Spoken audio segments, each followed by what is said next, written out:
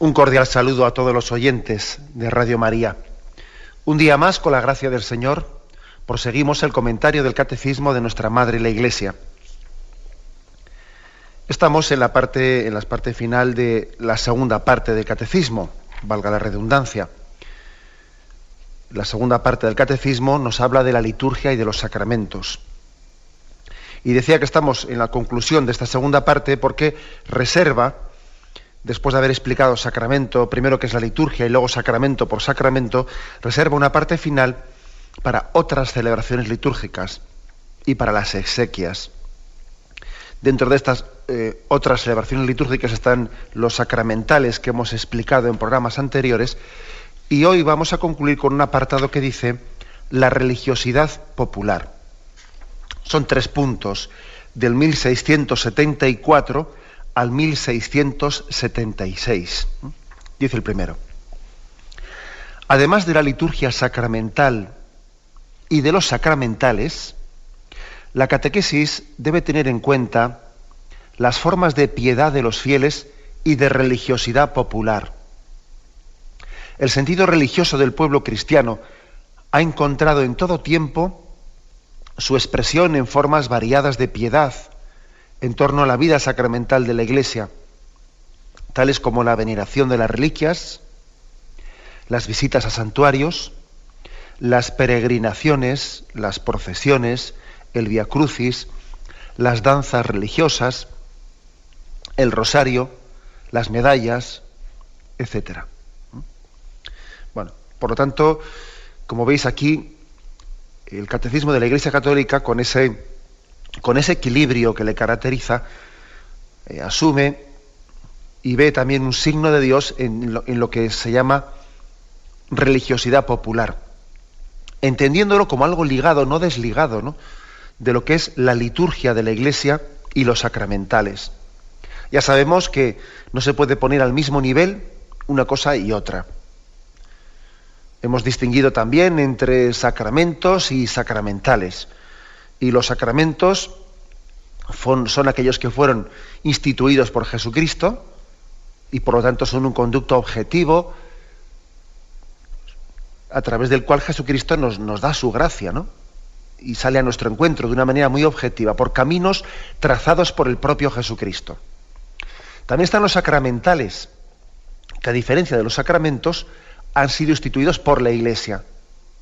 Y también el Señor se sirve de esos sacramentales, pues como son las bendiciones, etcétera, que hemos explicado, pues para enviarnos su gracia, ¿no?, y para sostenernos y para acompañarnos. Ahora, en un tercer nivel, están los signos de religiosidad popular, que no han sido instituidos por Jesucristo, que tampoco han sido instituidos por la Iglesia, como los sacramentales, sino que más bien han surgido del propio pueblo de Dios, aunque es cierto que la Iglesia los ha bendecido, los ha discernido, los ha juzgado como positivos, ¿no? Signos de la religiosidad popular.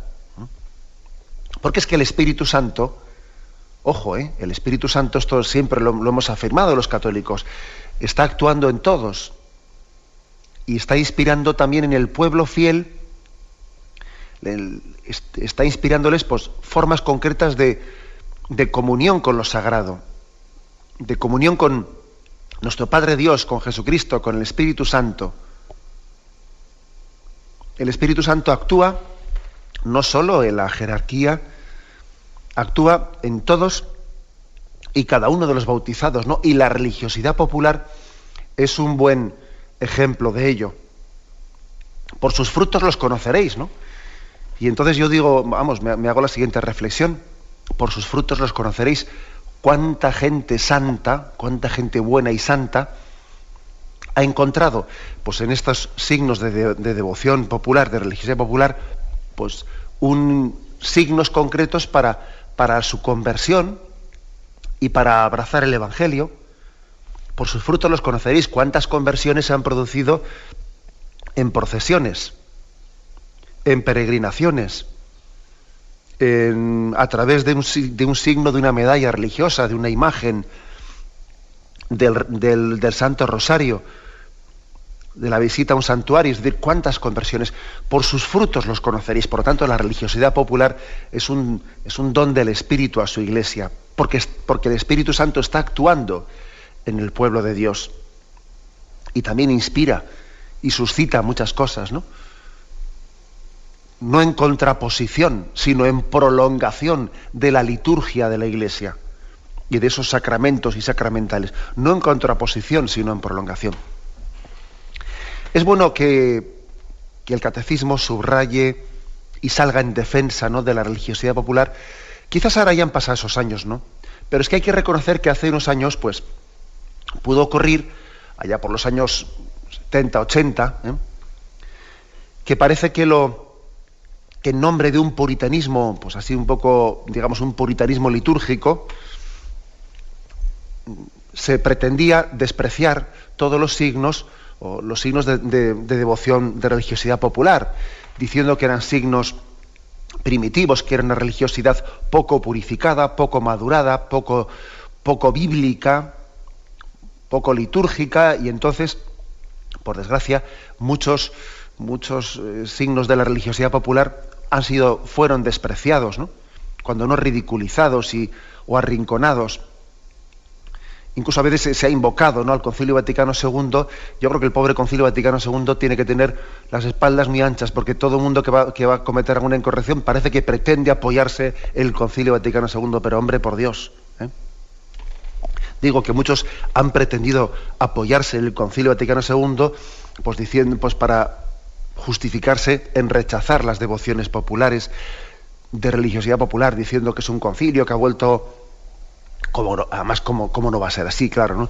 Que ha vuelto a las raíces litúrgicas de la Iglesia, etcétera, y por lo tanto, pues esas devociones, pues que son deformaciones, etcétera, tenemos que rechazarlas. Y qué error tan grande, es cuando en nombre de un puritanismo se lleva a rechazar los signos religiosos del pueblo sencillo.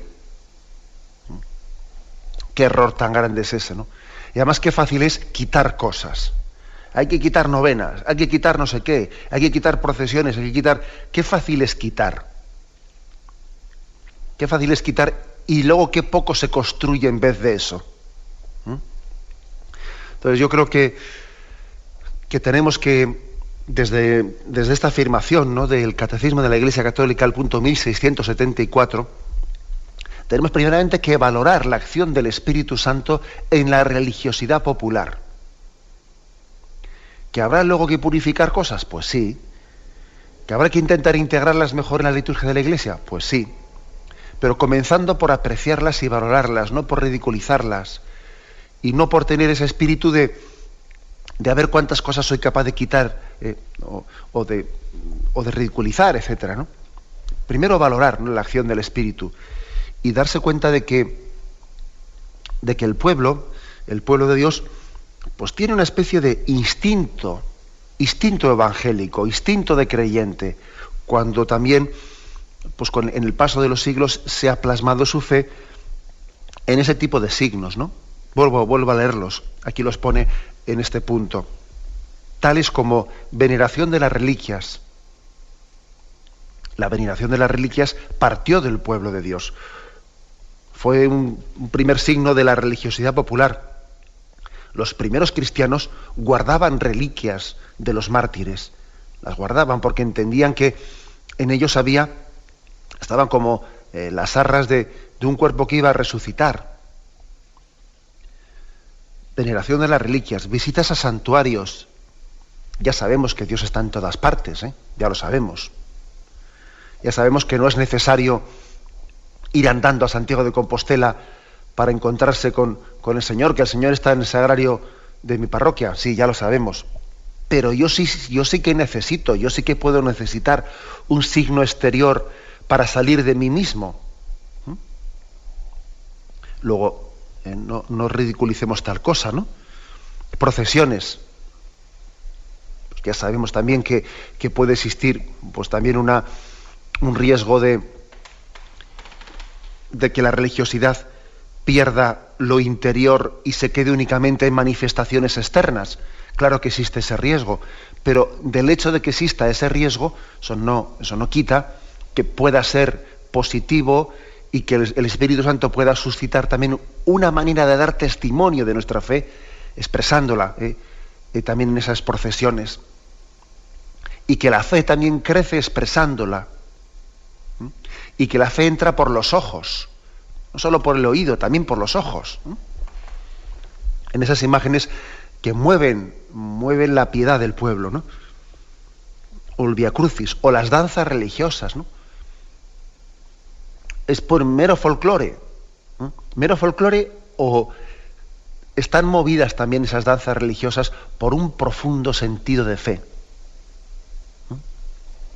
Que alguien pueda hacerlo pues sencillamente por la tradición familiar, para que quede bonito en la foto. Sí, no digo que que no existan esos riesgos, ¿no? Pero ¿acaso quien fue inspirado para idear esa danza, quien la preparó, etcétera, no fue movido por el Espíritu Santo?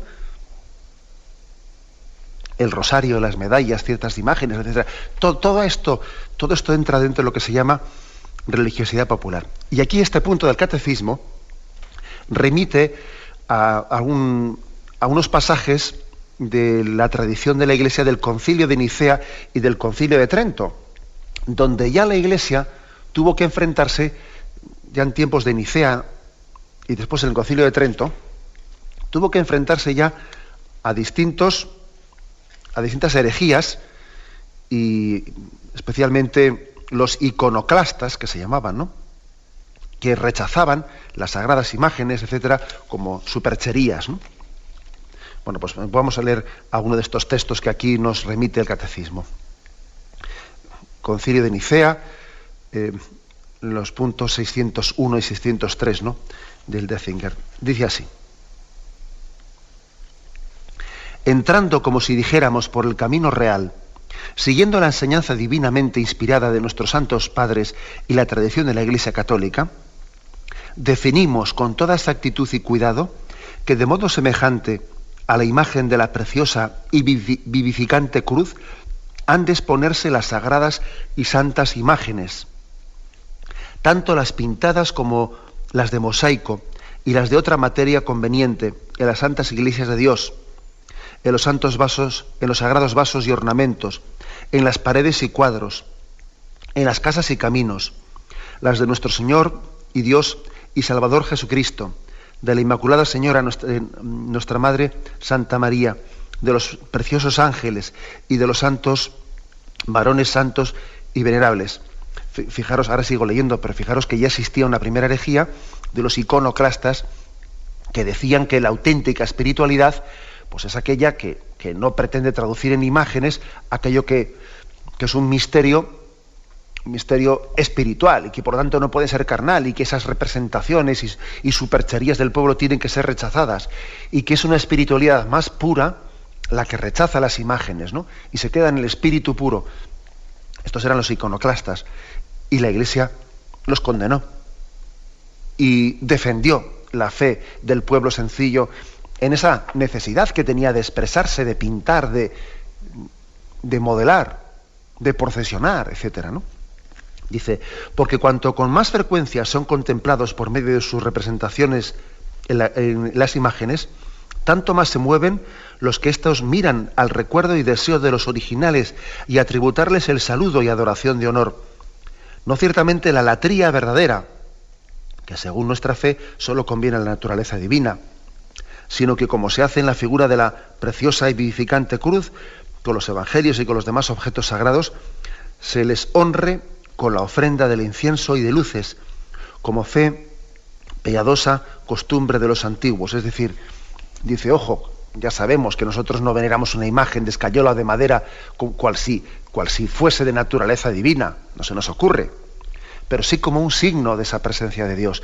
Y por lo tanto, dice el Concilio de Nicea, no se tenga ningún reparo en incensar con incienso o poner luces o hacer unos signos pues de veneración, ¿no?, cuando alguien pues, postra, se inclina, etcétera, ante las imágenes.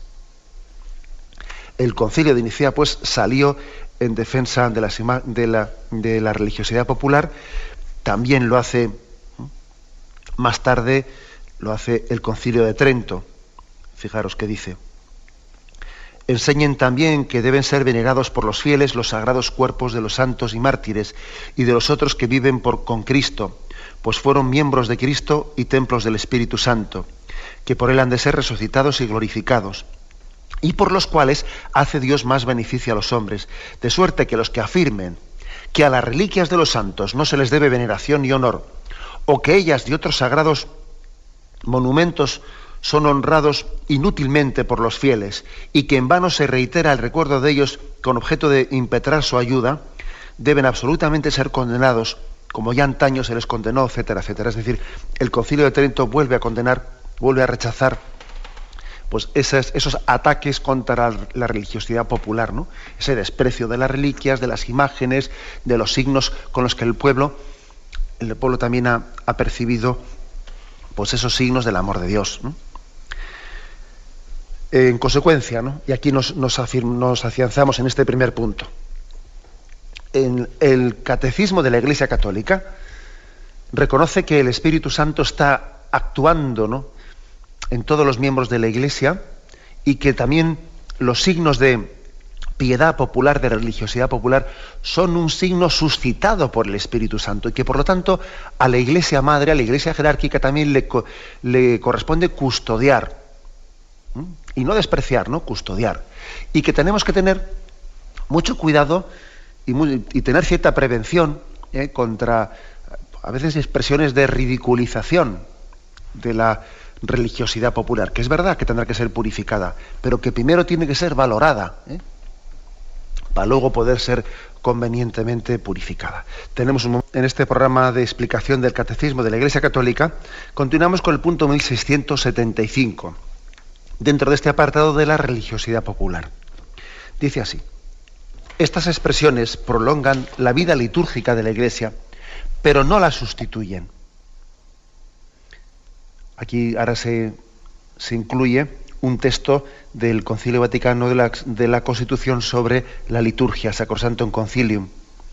Pero conviene que estos ejercicios se organicen teniendo en cuenta los tiempos litúrgicos, para que estén de acuerdo con la Sagrada Liturgia, deriven en cierto modo de ella y conduzcan al pueblo a ella, ya que la liturgia por su naturaleza está muy por encima de ellos. Bueno, aquí viene un poco lo que he dicho antes, que también la Iglesia está llamada no solo a defender, ¿no?, la religiosidad popular, los signos de religiosidad popular, sino también a asumirlos, a purificarlos, a conectarlos con la liturgia. Porque evidentemente, pues la naturaleza de la liturgia es muy superior, pues a los signos concretos de religiosidad popular. Vamos a ver, ¿qué tiene más valor? Pues en sí misma, una procesión, la procesión pues de un santo que se procesiona por el pueblo, o la Santa Misa dicha en honor de ese santo. Pues la Santa Misa, evidentemente. Y así podríamos poner muchos ejemplos, ¿no? A veces se ven deformaciones de la religiosidad popular. Pues por ejemplo, el hecho de que el pueblo el Domingo de Ramos puede ver cómo muchas cofradías, etcétera, acuden a la procesión pues de la entrada de Jesús en Jerusalén con el borrico, etcétera, pero sin embargo no se quedan a la misa, se van, como si lo importante fuese la procesión con el borrico por las calles, pero llegada a la misa nos vamos, que esto ya no va para nosotros. Claro, eso, como os podéis imaginar, son deformaciones que hay que purificar. En cuanto a su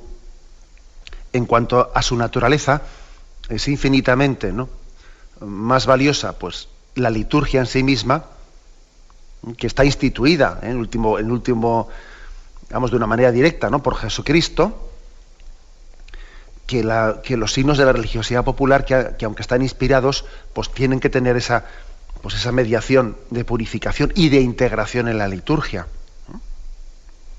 O sea, que ojo, que claro que puede haber puede haber tentaciones en las que algunos signos de religiosidad popular, en vez de conectarse con la liturgia, se manifiestan en vez de, o por ejemplo, que igual en Semana Santa hay personas muy devotas de algunas, vamos, de muchas procesiones, etcétera, pero que no asisten a los oficios litúrgicos.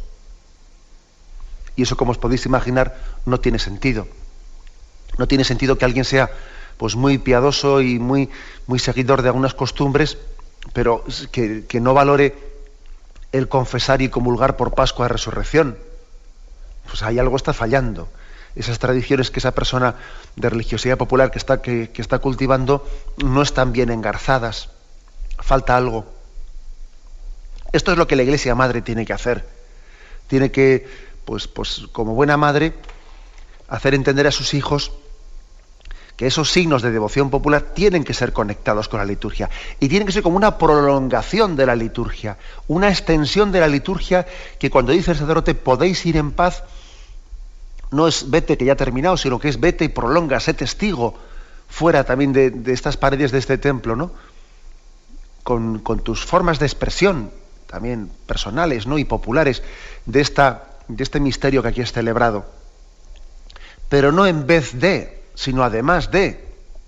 O sea, la religiosidad popular nunca debe de suplir a la vida litúrgica, no a la vida de los sacramentos, sino que debe de prolongarla. Entonces he puesto ejemplos como esos, que no tiene sentido que alguien pues esté procesionando para arriba y para abajo en Semana Santa y no viva los oficios litúrgicos, no se confiese, no comulgue. Pues no, ahí algo está fallando, ¿no? Es muy importante que la piedad popular esté engarzada en la liturgia. Por ejemplo, fijaros cómo el Santo Rosario, ¿no? El Santo Rosario, pues a través del rezo de los misterios gozosos o dolorosos, ¿no? Los misterios de luz, es decir, cómo el Rosario se engarza en la liturgia. Si, por ejemplo, se está celebrando en Navidad el misterio del nacimiento del Señor, como el rezo del Santo Rosario puede perfectamente en ese momento engarzar a través de la contemplación de esos misterios, etcétera. Cómo esa devoción popular, contemplando los misterios gozosos, dolorosos, etcétera, se inserta, ¿no?, en el tiempo litúrgico en el que se celebra. Es muy importante, es muy importante esa necesidad de purificación, porque es que hay que reconocer que también existe el peligro de corruptelas, de degeneraciones en la religiosidad popular. Por ejemplo, permitidme que ponga así un ejemplo de esos que todos lo hemos visto. ¿Y qué me decís de esas cadenas, ¿no?, que a veces se reciben por ahí, que le llega una carta y le dice oración a, yo qué sé, pues a Santadeo, no sé qué? Tiene usted que hacer 20 copias.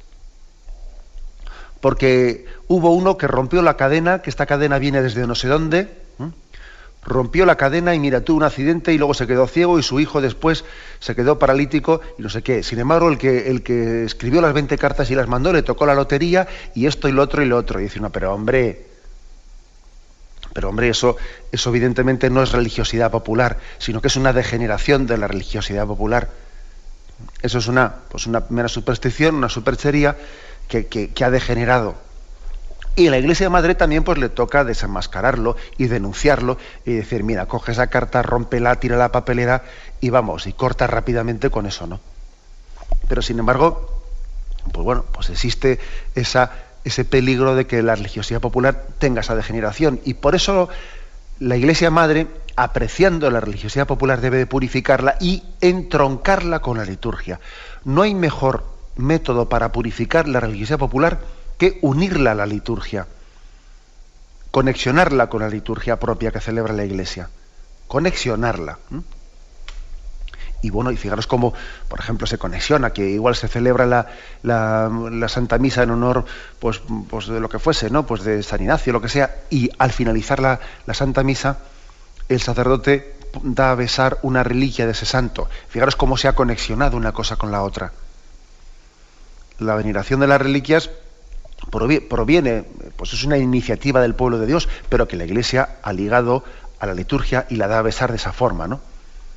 Bueno, he puesto ese ejemplo concreto de corruptela de religiosidad popular, de esa especie de cadenas de cartas que llegan por ahí, pero hay muchas más, ¿no?, A veces, por ejemplo, ves como algunas personas, pues igual tienen en su comercio, pues la imagen de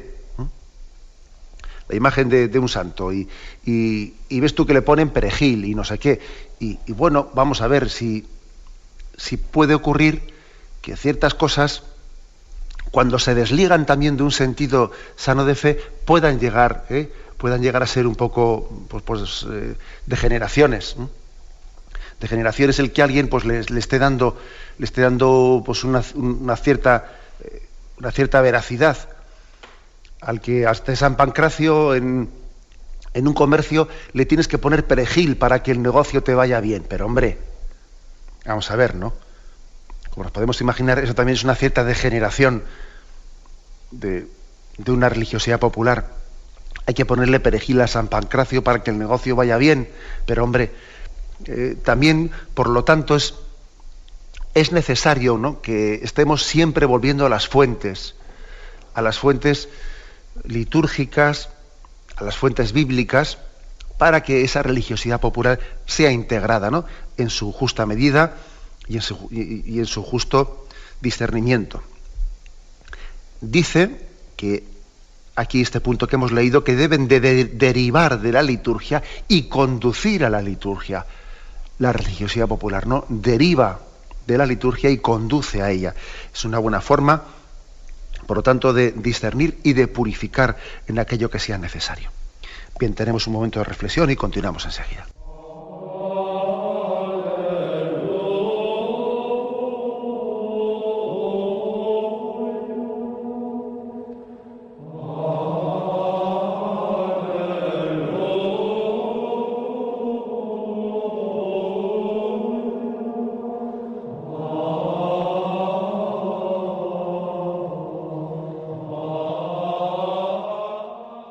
Continuamos con el punto 1676, en este programa que hoy estamos dedicando al apartado de la religiosidad popular, en este programa del Catecismo de la Iglesia Católica.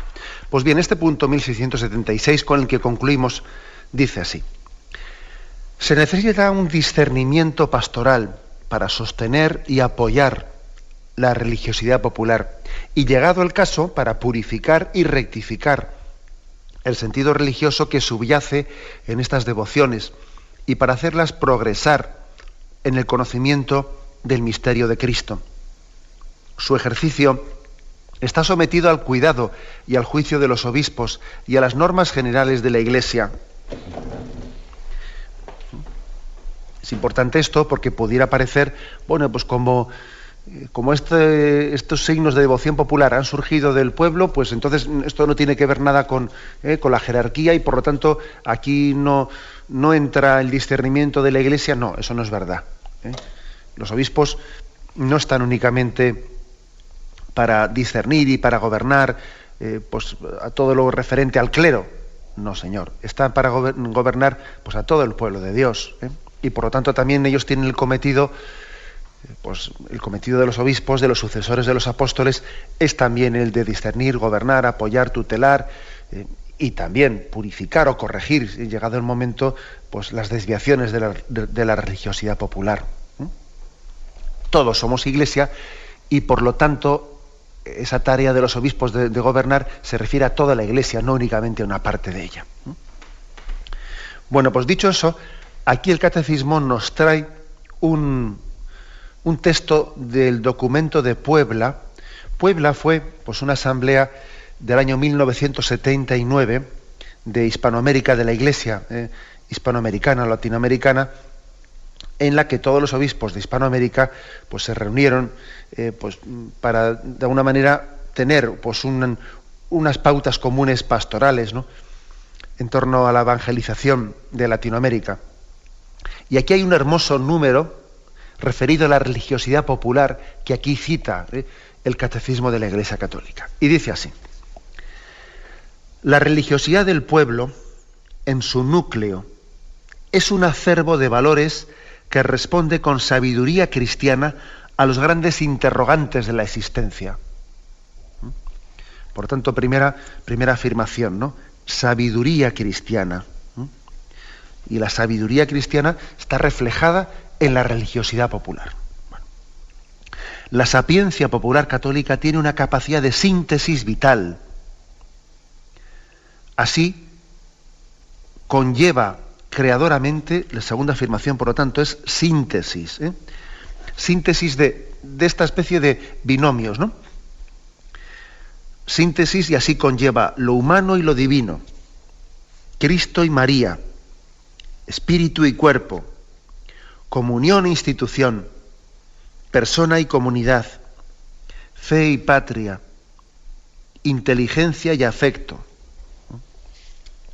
Es hermoso, que este punto, luego continuamos leyendo, pero que los obispos en esta asamblea de Puebla entendiesen que ellos observan cómo hay una sabiduría divina en el pueblo de Dios en la manera de expresarse y en la manera de sintetizar, dice aquí, ¿no? Que tiene una capacidad de síntesis muy grande de cómo comprender cosas e integrarlas en algunos ritos y en algunas costumbres populares en las que en el fondo se está conjugando aspectos que a nosotros igual nos puede llegar a costar conjugar, ¿no? Y el pueblo en esas costumbres populares, dice, está aunando lo humano y lo divino, a Cristo y a María, el espíritu y el cuerpo, la persona y la comunidad, la fe y la patria, la inteligencia y el afecto. Eso es muy hermoso. Hay ritos en los que todas esas cosas quedan aunadas, quedan integradas. Lo espiritual y lo corporal, etcétera. Es así. Uno, pues, estoy recordando ahora mismo, pues por ejemplo, la tradición de San Blas. La tradición de San Blas, pues que el pueblo recurre a él y le invoca pues para la sanación de los males de garganta. Y mezclando lo humano y lo divino, bendita mezcla, de lo humano y lo divino, lo natural y lo sobrenatural, pues uno ve que en esas celebraciones populares de San Blas, ve como el pueblo de Dios pues se pone un cordón alrededor de la garganta y al mismo tiempo pide alabar a Dios, que con nuestra palabra no nos asustemos en la proclamación y que seamos valientes para confesar la fe, y se mezcla lo humano y lo divino, se mezcla la petición de sanación de una enfermedad de garganta con la petición de fe que aumente nuestra fe para confesar nuestra fe con nuestros labios, ¿no? Y se mezcla lo humano y lo divino. Y en otra devoción concreta, pues yo que sé, a San Antonio, pues el pueblo recurre pues para pedir novia o a pedir un novio. Y en ese aspecto al mismo tiempo también nos sentimos, el pueblo confiesa en esa misma tradición popular, pues que Dios nos ama y nos quiere, al mismo tiempo que estamos también pidiendo el don a través de ese santo de que le conceda a un muchacho soltero un novio o una novia. Es decir, la religiosidad popular tiene esa capacidad de síntesis. Dice aquí, de lo humano y lo divino, de Cristo y María, del espíritu y el cuerpo, de la persona y la comunidad, de la fe y la patria, de la inteligencia y el afecto. Nosotros a veces hemos podido hacer una fe demasiado racional, demasiado conceptual, demasiado fría, y el pueblo de Dios en sus tradiciones y en sus expresiones populares suele unir mucho, suele integrar mucho el afecto, el corazón, en esos conceptos de fe que confiesa. Sí, confesamos en que Dios es todopoderoso, etcétera, pero al mismo tiempo se está la religiosidad popular subrayando mucho la ternura del corazón. Se integra pues inteligencia, afecto. Bueno, pues esto es una característica que aquí subraya el catecismo. La religiosidad popular es una gran sabiduría del pueblo cristiano que tiene la capacidad de sintetizar aspectos muy distintos. Y continúa, esa sabiduría es un humanismo cristiano que afirma radicalmente la dignidad de toda persona como hijo de Dios. Establece una fraternidad fundamental, enseña a encontrar la naturaleza y a comprender el trabajo y proporciona las razones para la alegría y el humor, aun en medio de una vida muy dura. Es impresionante, ¿no?, que se reconozca cómo cómo en medio de una vida muy dura, el pueblo de Dios ha tenido capacidad de guardar sus tradiciones y de expresar su alegría en medio de ellas, ¿no? Y llega la fiesta de su santo y tiene su procesión, y es un motivo de alegría el poderse volver a juntar en esta fiesta, porque el año pasado nos juntamos todos los hijos del pueblo y el pueblo expresa una alegría, y es más, lo une a una romería, y es capaz de, en ese signo, en medio de la cruz de la vida, tener un motivo de expresión de gozo y de buen humor. Eso es un don de Dios. Que el pueblo una pues la romería con su expresión de fe, y así se da cuenta que la presencia del Señor nos alegra el corazón en medio de las cruces de la vida. Un signo de que Dios está presente, que es capaz de dar alegría en medio de las cruces. Ese es un signo de que Dios está ahí. Es uno de los signos más seguros de su acción. El Espíritu Santo es el que nos da la capacidad de llevar nuestras cruces, las cruces de nuestra vida, sin dejarnos aplastar por ellas y sin que perdamos la sonrisa de nuestros labios y el buen humor. Eso es una expresión muy concreta de que esa religiosidad popular está asistida por el Espíritu Santo. Aquí lo dice hermosamente, ¿no? Proporciona razones para la alegría y el humor, aun en medio de una vida muy dura.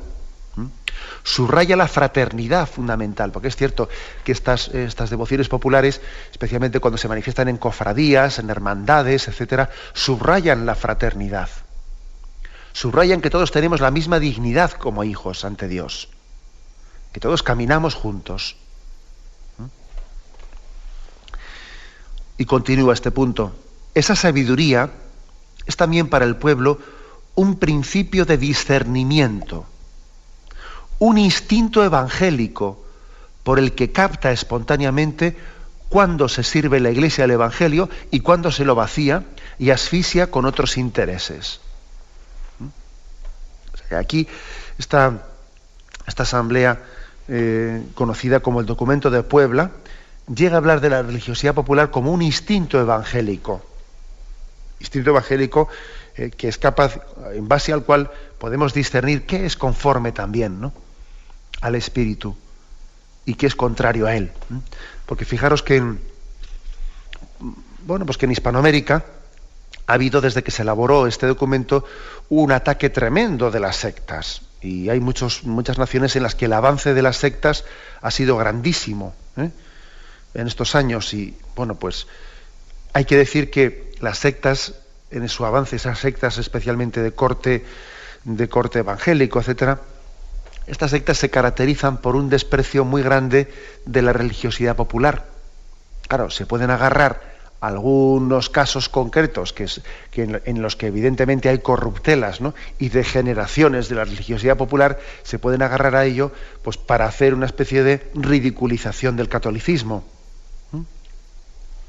Pero sin embargo, la manera también de responder, ¿no?, a este avance de las sectas no es otra que la de enraizar bien la religiosidad popular en la liturgia, en la Sagrada Escritura, en nuestra fe católica, ¿no? Esa es la mejor respuesta, ¿no?, frente al avance de las sectas. Una religiosidad popular bien madurada, bien enraizada, bien centrada.